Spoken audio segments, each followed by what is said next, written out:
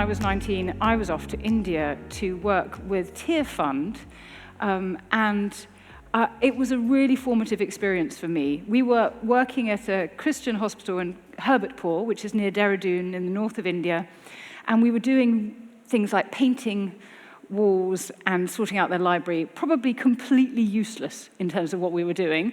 But I think that the point of being there was the encounter that we had with the people who were there, and it changed my life. I was supposed to be going to Russia later that year to teach English as a foreign language. I went back to India with my great friend here, Helen, still a great friend, and we traveled the country, and I decided that what I was going to do with my life was that I was going to work in international development. I didn't really even want to come back from India, but I had a place at Oxford to study history. Here I am in my first term at Lincoln College, studying books about conquest and colonization in the 16th century with the great Tudor historian Susan Brigden. And I spent all my time at Oxford focusing on Indian history. I'd learnt Hindi, I'd go back to India every summer. I was absolutely certain this was what I was going to do with my life. And after I got my degree, I put in about 50 applications to work in international development. I went to India for a bit. Every single one of those doors closed. And I remember being at my parents' house. Of course, I'd moved back home in shame, in like January or February of the year after I'd got my degree. And Carol and Calvert Malcolm had come round for dinner, and Calvert asked me, "What are you doing?" And I had to say, "I'm unemployed." I had no sense of what I was going to do. But something had happened in my last year as an undergraduate, which gave me a clue. So in that last year, we were writing comparative essays, and I was comparing 19th, 20th century India. I was looking at religious violence between Hindus and Muslims with 16th century France, so the wars of religion between Protestants and Catholics. And my wonderful tutor, Susan Brigden, had sent me to see this man, Robin Briggs, who was a scholar at All Souls, which is a college in Oxford that doesn't have undergraduates or postgraduates. He is an incredible scholar. His rooms were in one of those literal sort of the original ivory towers of academia. So I was going up into this, and I met him, and we talked about 16th century France for an hour. And I came away thinking that was the most intellectually stimulating hour of my life. And I remember just around the edge of that quad, on the gravel there, so I was moving from the sort of private area to the public area, thinking, if I could do a doctorate with him, maybe I would. I'd had no thought at all about doing further study at that point. But this came back to me the following year, and I needed to fill my time meanwhile, so I wrote off to local schools, and I asked if they needed a history teacher. And Hurtwood House down the road in Dorking, their history teacher had just fallen ill, so they called me in the day that they got my letter. They told me I'd need to take my nose pin out. I said no. But they needed a teacher the next day, so I went back the next day, started teaching. And I was always a day ahead of my students who were only a few years younger than me, and I taught there for 6 months. And then went back to Oxford to do my master's and doctorate. And at that time, I was a member of St. Aldate's Church, and I decided, I was 23 by this point in time, to make a recommitment to my faith. There's a very grainy image of me and my female friends is the only picture I have from that day. And this is not me reaffirming my baptismal vows, but it's Simon Ponsonby who did dunk me. And I gave a testimony about my faith. And I was very involved in St. Aldate's in those years under the leadership of Charlie Cleverly. I was leading up a pastorate, and I was on the PCC and all that sort of thing. And at the time, I was doing my doctoral work with Robin. And what I was working on was 16th century France. I decided not to do 16th century England because I considered it completely overstudied. Nothing new to say about that. And instead, I wanted to work on the Protestants, what we also know as the Calvinists or the Huguenots, who had converted to Protestantism in great numbers in the mid-16th century, in this kind of swathe, this crescent across the south and the west of France. And they had done so once it had become legal to do so in the 1560s. But what's amazing is that many people stayed in this faith even after 1572, when there was a huge, terrible massacre of Protestants, the St. Bartholomew's Day massacre of 1572, 10,000 Protestants killed in Paris and in cities across France. And one area that stayed particularly faithful was certain cities here in the south of France, Montauban, Nîmes, Montpellier. And so I wanted to go and study records that survived there. And what was interesting is that these rebel cities were surrounded by Catholic foes, and often quite literally under attack. And the way they dealt with this was they established themselves, a bit like a century later, the City on the Hill, John Winthrop in America. They wanted to be bastions of moral probity. So I went to live in Nîmes to look at these records, and I was looking at records of the consistory. So the consistory was the moral tribunal of the church. It was a kind of governing body. Men, all men, gathered at least once a week, and they would think about what had gone wrong in their society. And they established themselves to kind of be a kind of moral police. This map of Nîmes, which I put against the modern city of Nîmes, shows the kind of quarters that each one of these elders was responsible for overseeing. And they were to seek out any form of sin. So they were interested in all manner of things, but particularly they were interested in things like fortune-telling, people playing games of chance and cards. That's a no-no. They were not very fond of people dancing. It tended to fornication, they thought, and also quarrels. But what they were chiefly interested in was sexual sin. So you have these elders lying in wait at like 5 in the morning on a cold December day to see if somebody's coming out of someone's house they shouldn't be in. And what's amazing is they produce these thousands of pages of interrogations, because controlling morals for them meant controlling women.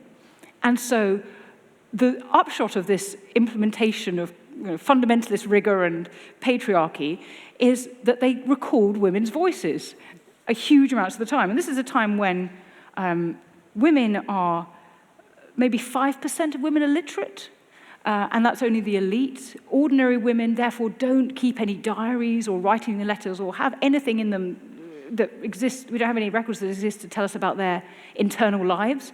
They didn't own very much, so they don't leave wills, largely. Under law, they're covered by their husbands, so they don't appear in criminal courts. But instead, we have these thousands of, as you can see, beautifully written documents that tell us about women's interiorities. And this was very exciting to me. So these moments when things went wrong, moments of social breakdown, were kind of fissures that act as windows for the historian. So I can therefore find out about women's faith and their courtships and their social relationships and their marriages. And it was fun going to live in France to study these. I went out for a week originally with my father and my aunt, who were supposed to be helping me find a place to stay. And on day 3, they decided that I was speaking French far too quietly, and so they were just going to throw me in the deep end. So they said, "We're going shopping. Good luck finding an apartment." But it did work, because I did find an apartment. One of the sad things for me, though, was that when I went, I wasn't sent out by my church, as I would have been if I'd been a missionary. And this has made me think a lot about the way that we distinguish between secular and sacred work. I think that everything is sacred that is not profane. And I think that I was being called to do this work, even if I didn't quite understand why. Also, the other thing that occurred to me was that it became immediately clear to me that there was a distinction between the eternal verities of the church and our faith, and what that has meant over time, and how Christians have lived it over time, how it's been interpreted and abused. At the moment, for example, I'm working on Catherine of Aragon and Anne Boleyn. And Catherine of Aragon grew up under her parents, Isabel and Ferdinand, we often call them, who were known as the most Catholic. And their interpretation of being the most Catholic was that they conquered Granada from the Muslims. They expelled all the Jews in Spain to great pain and hardship. They established the Inquisition, which meant that many who were Jewish people who had converted to Christianity and thought to be apostates were burnt in auto da fe. And so what faith has meant over centuries has meant many different things. So I did feel called to this work. In Psalm 90 it says, 1,000 days in your sight are but as yesterday when it is past. And it has seemed to me that the people of the past that I spend my days with are as near to God as our yesterdays, and that justice for them matters. I'll come back to that. There were some difficult times during these years as well. It all sounds pretty hunky-dory, Oxford degrees, etc. During the years before I went to France, I was shortlisted for an All Souls Prize Fellowship. And I've just told you, All Souls, prestigious college. My church were really excited about it. They were like, maybe you're like Queen Esther for such a time as this. You can go into this bastion of intellectualism. And I was one of the last 4 to be shortlisted. And you can only apply for this if you get a first-class degree, and then you have to go and sit exams. There are 5 exams, 2 on your subject, 2 general ones, and 1 on one word. So you have to write for 3 hours on one word, like envy. Anyway, I obviously did well enough in these exams to get to the interview panel. And I have 2 kind of biblical analogies of that day, of the interview panel. So first of all, you go and see the bursar, and it's like the devil, so like laying it all out before Jesus. He's like, right, you would be paid for 7 years. After 2 years, you can leave and take another job, and we'll still pay you. You don't actually have to produce anything in these 7 years. You can live in gorgeous rooms in the college, or we can help you buy a house. We'll give you £3,000 a year towards books. We'll give you money for computers. I mean, it's just like, and then you go to have the interview. And my doctoral supervisor had recused himself, but pretty much every other fellow in the college was there. Sat down this very long table that stretched away from me. They're all in their gowns. I'm at the end, quaking. Daniel in the lion's den, except these lions really could bite. And they're asking questions about the exams. Anyway, I didn't get the fellowship, so I'm assuming I didn't do terribly well. I wasn't very good at public communication at that point in time. And yet it had felt like such an opportunity, but it was great disappointment. And then a few years later, when I handed in my doctorate, it came back with major corrections, which was like a real body blow, because the examiners said, oh, the archival research is wonderful, it's publishable, but they wanted my introduction and conclusion to be framed not just with reference to Protestants, but with reference to Catholics in France, which meant I had to go away and read 90 books in French that year. I already had a full-time job by this point, which I'll come back to. So there was this. It was. I haven't talked about it much in public because it was so bitter at the time. It was really one of those moments of Rudyard Kipling's If, where you're stooping to pick up your work with worn-out tools. It was very, very hard. And the other thing that happened in those years was that a dear friend of mine, my fellow student, Mito Malik, died when we were 27. She died by suicide. She suffered from bipolar. And that was very painful too. So my doctoral corrections came when I already had a full-time job at Hampton Court. I had applied through recommendation of my mother to do something called a knowledge transfer partnership, which was between Kingston University and Historic Royal Palaces, and I was a research curator at Hampton Court. And we were creating a new exhibition to mark the 500th anniversary of Henry VIII's succession and a new visitor experience in the Tudor Palace at Hampton Court. And that meant things like reinterpreting Tudor spaces, including those that had not previously been open to the public. Like this, the council chamber, one of Henry VIII's council chambers at Hampton Court, you can see it if you go there now, had just been the Royal Collections workshop. So we recreated it on the basis of paintings from the time like this by Holbein. And of course, that meant thinking about Henry VIII. So I had come back over the channel, back earlier in the 16th century to this period I thought was overstudied, and thought about Henry. And Henry thought of himself as a man of faith. We kind of forget this a bit. He was absolutely certain that he was doing the right thing. We have all sorts of little marginalia from him on books of theology that his bishops prepared that he would comment on here in Latin. And the break with Rome played out as it did because he refused to consider the question as anything other than theological.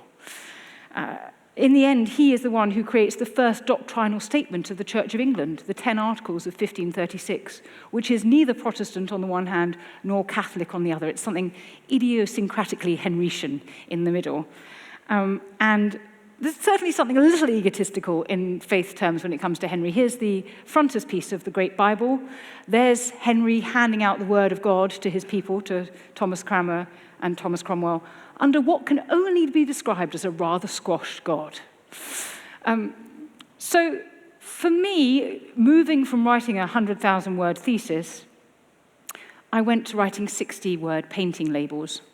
And I learned suddenly about the value of communication, that actually my job was going to be about researching history and communicating it. So, for example, we organized a big academic conference that year, but then we also organized a big series of public talks. And because there was lots of interest in what was going on, the new exhibition got covered on the news and this sort of thing. And G.M. Trevelyan, who's a historian, has been a great inspiration to me, said this: if historians neglect to educate the public, if they fail to interest it intelligently in the past, then all their historical learning is useless except insofar as they educate themselves. And this seemed a bit of a call to me that year. So the One Show came and covered the new exhibition. There I am talking to Dan Snow, now a dear friend. This is a baptism of fire, a live VT. First TV work, here you go, you're live on BBC One. Never since. Maybe it didn't go that well. Anyway, then I was often asked to be an expert contributor or a talking head on various programs in the coming years. And I also wrote my first book on Henry VIII, a first book for the public, which was called 1536, the year that changed Henry VIII. Because whilst I'd been preparing this exhibition, I'd been asked to make a list of the top 10 or top most important things that happened to Henry VIII in his life. And I realized that about 7 of them happened in 1 year. And at this time, people were writing about Henry thematically. And I thought, what might it have been like to live through that?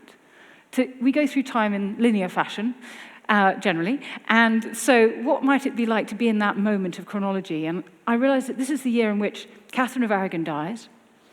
Anne Boleyn miscarries what's almost certainly a boy, his second wife, miscarries a boy. Henry falls from his horse whilst jousting, opens up an ulcer in his leg that never heals, would give him constant and debilitating pain for the rest of his life. 4 months after Anne's miscarriage, she's accused of incest, adultery, and conspiring the king's death, and executed on the king's orders. His illegitimate son, Henry Fitzroy, who is 17 years old, who he's probably lining up to be the next king, dies.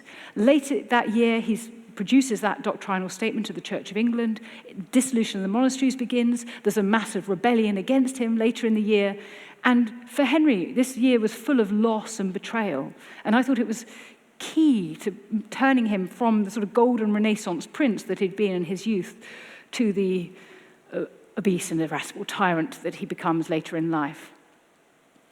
And it's around this time that I wrote down what I took to be, here I am, got my cable around me, I realize, what I took to be my life purpose. It seems rather grandiose, but bear with me. I felt inspired. This was what I thought was my calling, which was to tell stories and share ideas that capture the imagination, provide real insight and clarity, and take people into delight, joy, fullness, satisfaction, and growth, and to tell the truth about the past. And I say that this is my calling. It does feel like a vocation. I had wondered about ordination. When I was 16 years old, I went off for work experience with 2 vicars in Surrey. The most exciting bit of that was riding on the back of one of theirs, the motorbike that one of them had. And then when I was a student, one of my fellow students went off to go for a Church of England ordination weekend, where you're being assessed. And I went as his amanuensis. And I was very excited, and I thought, well, maybe this is the thing I'm supposed to do. And I went out into the gardens and asked God, should I get ordained? And he said, no. Also, I said of telling the truth about the past. So the other thing I want to tell you in terms of truth about the past, I managed to get my doctorate just in time to avoid ever being called Mrs. Because in 2010, I got married. Let's have a look at the happy couple. Oh, that's you. No, wait a second. These two, they've been married 47 years, can't keep their hands off each other. Here they are again. I show them rather than me and my husband because the marriage didn't last. We separated in 2013. And it was really hard. It was very challenging to my faith. It took me at least a couple of years to right myself. My career, meanwhile, was going great guns. I'd left Hampton Court and gone back to academia. I worked at the University of East Anglia as a lecturer, and then I got this amazing post at the new College of the Humanities. I was asked by AC Grading to head up the new history faculty of this new College of the Humanities, and you might have heard of it when it launched 2012, 2013. It was this amazing cadre of professors, many of whom were really sort of prominent atheists. I quite like the idea of being a little mole. And in 2012, I was asked to present my first TV series, and I've been doing that since. I think it's really hard to count, but I think it's something like 20 this year. I was writing books, but in faith terms, it took me a couple of years to find my way home. And in 2015, my brother and I went on a long walk around the Amalfi Coast, and it felt to me like something of a pilgrimage, and I definitely felt God stirring something in me again. The following year, I went on retreat, and one of the questions I had at that time was I'd been dating this man, and I'd broken up with him, and I was wondering whether I should date him again. And I decided I would as a result of that retreat. And reader, I then married him. There was a moment when the word that I thought came to me was, "Behold, I'm doing a new thing," from Isaiah. So there have been various moments in my life when I felt like there's been a word. And it's interesting because I'm going to be talking to you about some other people who feel that they had a word from God. And I think we have to be very humble when we're thinking about whether we hear from him or not. Because some of these times in the past we think, I really don't think it was God talking to you at that point in time. But I felt I had a word here. And in 2017 also, I decided to leave the new College of the Humanities and go to the University of Roehampton. And the word at that time was, "Better is one day in your courts than 1,000 elsewhere. I'd rather be a doorkeeper in the house of the Lord," from Psalm 84. 2019 was a year of three joys for me. I finally published my book on the women of Cheam.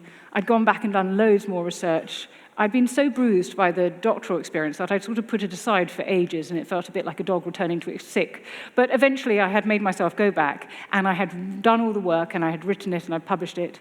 And I was made professor that year, which I secretly wanted by the time I was 40. And as you can see from my swollen belly, I also became a mother that year to this little Jedi, who was called Theodore. And 2021 was another pivot point, another point where I felt guided to take a step, the biggest one yet, because I had a permanent, full-time, handsomely paid, tenured position as professor, and I decided I was going to go freelance.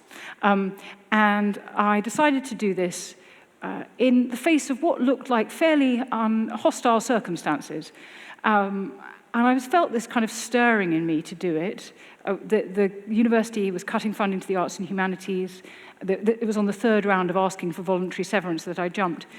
And that book of Northumbrian community Celtic daily prayer, and there were meditations each day. And the meditation, these things that you read, and I'd read these things dozens of times by this point. There's one for every day of the month, and then you start back again.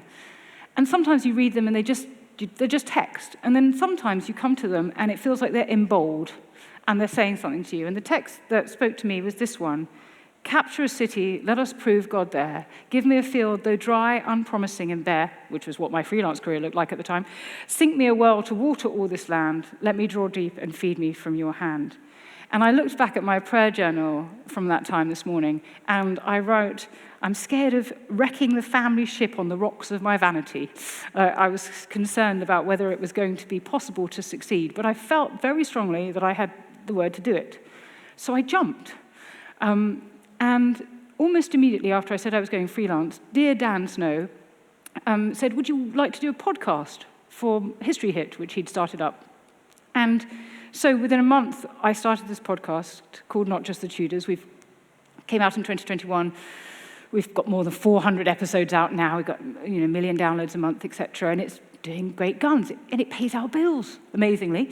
So that's been rather amazing. And then, what have I done here? I've skipped on. TV work continued. Can you spot the odd one out? These are some of the highlights of things that weren't documentary series.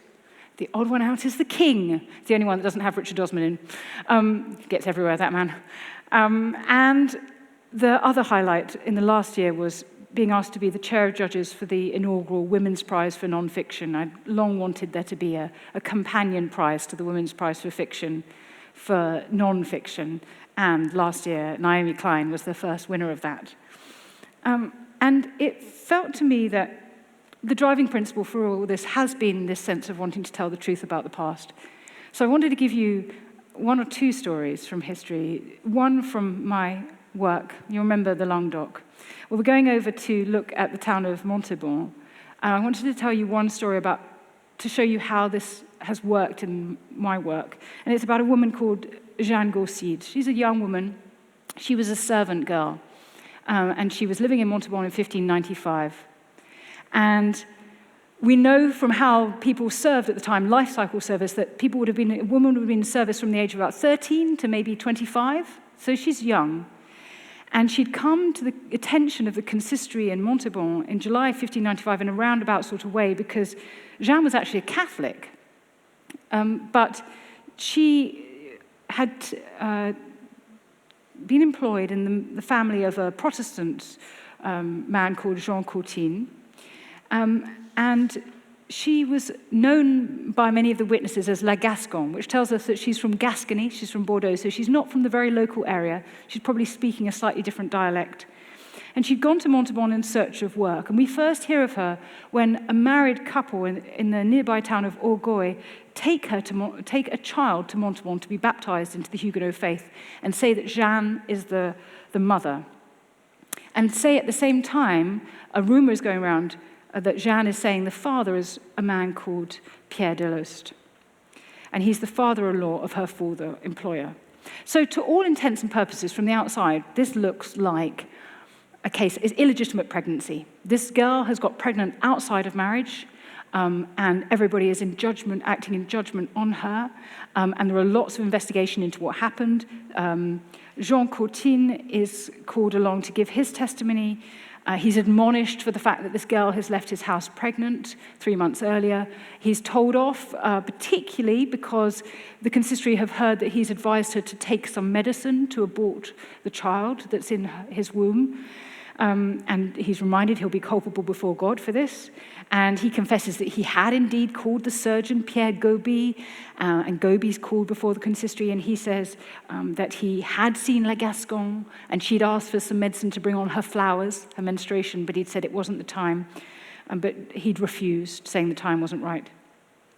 But Jeanne did access something, because the next testimony we have is from her female friend, Astrug Capelin. And Astrug testifies that Jeanne had gone to stay at her house when she was visibly pregnant, so probably about 7 months pregnant. And here we get a real insight into Jeanne's thoughts, because as Astrug and Jeanne lay in bed together that night, no one slept alone in the 16th century, Jeanne said that she had an overburdened liver, and she wanted to take some medicine with which to purge herself.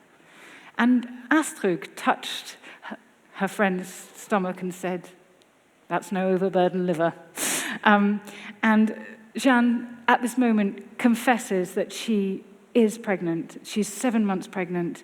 The father is this man, Pierre Delost. And she's in such great despair that she wants to kill herself. And she's carrying a knife with which she plans to do it. And Astrug says to her, in Occitan, which is the local language, "Jeanne, arrête," which is a word you use to cattle. "Jeanne, stop! You can't say that you're not pregnant." And when Jeanne expresses this great despair, her friend tells her she's very wretched to want to kill herself, that she's very wretched to want to kill the child that's within her, and she dissuades her from doing so. And it's a fascinating glimpse into a female response to a very common situation, horribly common situation at this point in time. Young women were serving in households, older employers or employers' relatives taking advantage of them in their workplace. Jeanne is the kind of archetypal, disempowered young woman. She doesn't have kith and kin there. She speaks a different dialect. She's the lowliest of the low, a foreigner to the region, young, in a patriarchal society, so the least powerful of her sex. But the narrative, as I say, is that she's the one who's done wrong. But then I found this. This is a register of criminal sentences in Montauban from 1534 to 1606. And in it, it deals with women who are accused of paiades, which is the word for fornication. And in the listings, I found this one, a woman called Marguerite Rennes, who has got pregnant by Pierre Deloste. And there's another one in December 1595, another woman in Gaillac, pregnant by Pierre Deloste. Pierre Deloste is making a lot of women pregnant at this time. And also, this record tells us how old he is. He's 60. So suddenly, it becomes really obvious that, there's no direct evidence of rape, but circumstantially, it looks really credible that this poor woman, with this large age gap, this status gap, and the relationship with his relationship with her employer means that she's not going to be in a position to repel his advances. It implies that this much older man is taking advantage of his power for this younger woman. And his paternity is not in doubt, by the way. Pierre Deloste later appears before the consistory and says, yes, he had made her pregnant, says this on the 1st of September, and she'd since given birth, and he has absolutely no compunction about it at all. He refuses to make public reparation for his sin, which is how they deal with these things. He's refused access to the Eucharist as a result, and it's such a contrast between her intense sense of shame, that she wants to purge herself, that she feels such great despair, and his insouciance about it. And so, for many young women, Jeanne sort of stands in for all of those who experience the shame, the financial loss, because they couldn't be employed after this point in time, the necessity that it put them into. And yet, this isn't the end of the story. What's amazing is her words to her friend mark the beginning of the story, because it's after that she chooses not to take the medicine. She doesn't kill herself. She allows the baby to be baptized in the faith of its father. And it's because of this that we find out about what Pierre Deloste has been up to. And there is some measure of justice that he receives. And when it comes to dealing with people in the past like this, it feels to me, not that it does them much good, but it feels to me important to bring them some measure of justice. G.M. Trevelyan says the poetry of history lies in the quasi-miraculous fact that once on this earth, on this familiar spot of ground, once walked other men and women, as actual as we are today, but thinking their own thoughts, swayed by their own passions, but now all gone, one generation vanishing after another, gone as we ourselves shall shortly be gone, like ghosts at cockcrow. And I think when we're dealing with people in the past, we need to think about the fact that they are as actual as we are today. They felt cold. I love this picture. The idea that they felt cold and then they felt too hot if they had to turn that spit at Hampton Court too many times. They fell in love and they hoped and they feared. The people of the past were not more credulous or more stupid or more superstitious or more willfully ignorant or cruel or inhumane than we are. And history matters, I think, when we think about the perspective of those who lived it. Whether it's my French women or men and women accused of witchcraft over the years, or more recently, Catherine of Aragon and Anne Boleyn, here in their own words. One final story from history is what I'm thinking about at the moment, which is, I mentioned earlier the break with Rome and Henry's approach to it. I am sure that the break with Rome transpired as it did, not just because of Henry and his faith, but because of the faith of the two women concerned. So Catherine, I've mentioned, grew up under Isabel and Fernando, this kind of militant Catholicism centering on the Virgin. She had been there at Granada when her parents rode in to the Alhambra after the conquest of Granada. She is there when they've just hastily reconverted or converted the mosque into a church. She's there when they're singing the Te Deum Laudamus instead of La ilaha illallah. And she saw what faith did. When her father was stabbed and it almost took his life, she and her siblings, she was one of 5, went on pilgrimage to see the Black Madonna above Barcelona. And some of that pilgrimage they did on their knees, and then her father lived. Catalina, as she was then, knew that prayer yielded results. And so when she came to England, she adopted the pomegranate as her badge. Pomegranate in Spanish is Granada. Like, I think we see, even in her badge, the sort of faith she had. On her way to England, she went on pilgrimage. I've worked this out because historians always said, why did she take so long to get from Granada to the north coast? And I found that she got to Zamora quite quickly. The first 6 weeks of their journey, they were traveling 19, 20 miles a day. And then it drastically slows down, and she takes 2 weeks to get to Santiago de Compostela. Well, it can still take you 2 weeks to get to Santiago de Compostela from Zamora if you walk the Camino. So Catherine was walking. She was performing a pilgrimage on her way to England. And then we see this in the break with Rome because she stands on her truth. The first thing she does when Henry says that he wants to divorce her is she says that she will give her confession to Cardinal Campeggio, who's arrived from Rome. And she says that she and Henry's brother, Arthur, never consummated their marriage. And she allows this truth, and she's known for her piety, this truth to be spread. She also then produces a document that proves that the dispensation the Pope had allowed was possible. And finally, she appears before Henry on her knees at the court in 1529 at Blackfriars, protesting that she has always been faithful and true to him, and that he knows that Henry knew that she came to him a virgin. So she stands true in her faith. But on the other side, we also have Anne Boleyn, who's also a woman of faith. She is a woman who has spent many years at the French court under Queen Claude de France, a queen that's much forgotten about because she died when she was 24, but who was really interested in the new reformed ideas. Evangelicalism, at that point, what before it was called Protestantism, interested in reading the Bible in the vernacular.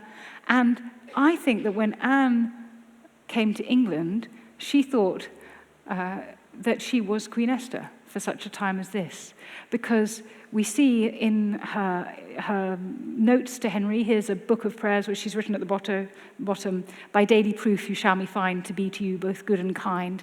And this is under a picture of the Annunciation. She's sort of promising a son. But often people read ambition into Anne Boleyn because of this inscription, Le temps viendra, the time will come, in another prayer book that's at Hever Castle, as if she's waiting for the time to come when she's going to be queen. But it's under a picture of the resurrection. This is Anne, I think, expressing faith in Christian hope, that there will be a time that will come. And in this book that her brother, who was also reformed and evangelical in his beliefs, gave her when she became queen, annotations upon the Ecclesiastes, we see this beautiful picture which shows the name of Jesus, the sphere of the heavenly realms, and the anchor below, which is Henry. So it seems to me that the battle of the break with Rome is to do with women's faith as well. Anyway, that's a work in progress. 2 more things to say about telling the truth about the past. It seems to me that that is also about how one uses evidence. For many years, I wrote a column for History Today, and the most important one, I think, was probably this one, suggesting that we need a code of conduct. It seems to me really important that we don't use evidence out of context, that we don't use sources that we elsewhere discount, that we triangulate, that we corroborate where possible, that we avoid assumption creep. The number of times you'll see something being possibly true early in a book, being probably by the middle of the book, and being absolutely, definitely, certainly true by the end of it. We need to go back to the sources, ad fontes. We need to guard against confirmation bias. And we need to leave a breadcrumb trail so that those who come behind us can follow, so that we're accountable and transparent in our workings. And in recent years, the final thing is that I have been thinking about those for whom we don't have evidence. People who don't leave trails behind them, because the archives are a site of power. What made it into the archives is determined by power. It determined whose stories were thought important enough to be recorded, what is absent, what's been erased, what was never written down in the first place. So people who were exploited or oppressed or marginalized couldn't leave their narratives to posterity in the same way as men of power could. And that is particularly the case with ordinary women. Here are some testimonies by women accused of witchcraft in Lancashire in the 1630s. We only know about ordinary women generally when they had an encounter with the powerful, which was normally to their detriment. And this is even more the case if you think about intersectionality. We can count on one hand the number of extant autobiographical narratives from the millions of enslaved people who endured the Middle Passage. But there are ways of attending to archival fragments. So my work has often taken me to thinking about relationship between women and men of the past and how they engage with faith. And I called this talk Seeking the Truth in the Past. And as I was preparing it, it became clear to me that one's life becomes a chronicle of God's deeds and words, that in my own past, I can find him. And at the end of the evening prayer from the Northumbria community, there is this lovely prayer that I'm going to read to you to finish, which says this: Lord, you have always given bread for the coming day, and though I am poor, today I believe. Lord, you've always given strength for the coming day, and though I am weak, today I believe. Lord, you've always given peace for the coming day, and though of anxious heart, today I believe. Lord, you've always kept me safe in trials, and now, tried as I am, today I believe. Lord, you've always marked the road for the coming day, and though it may be hidden, today I believe. Lord, you've always lightened this darkness of mine, and though the night is here, today I believe. Lord, you've always spoken when time was ripe, and though you be silent now, today I believe. Thank you.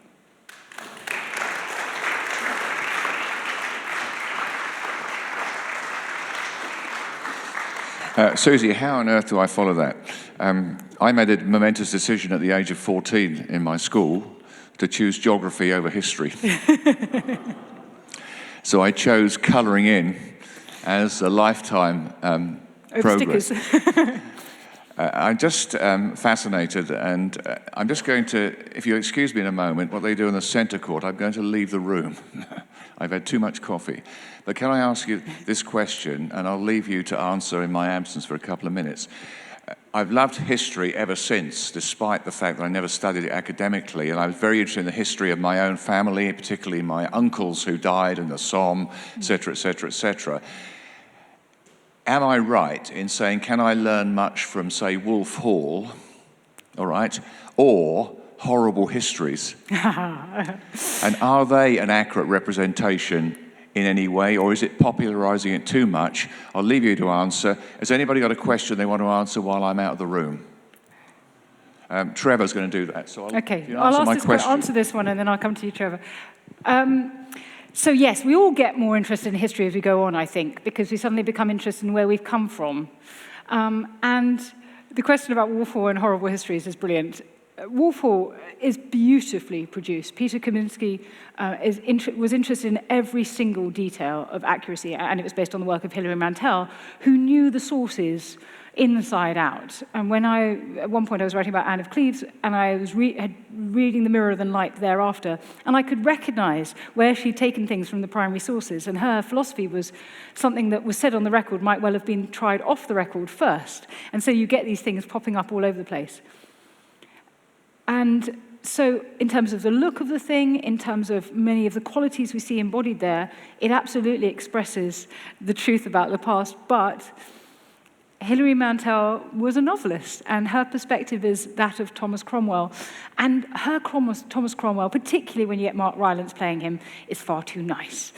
Thomas Cromwell was a thug. There was in his notes, there's one that says, "Item, the Abbot of Glastonbury to be tried and executed."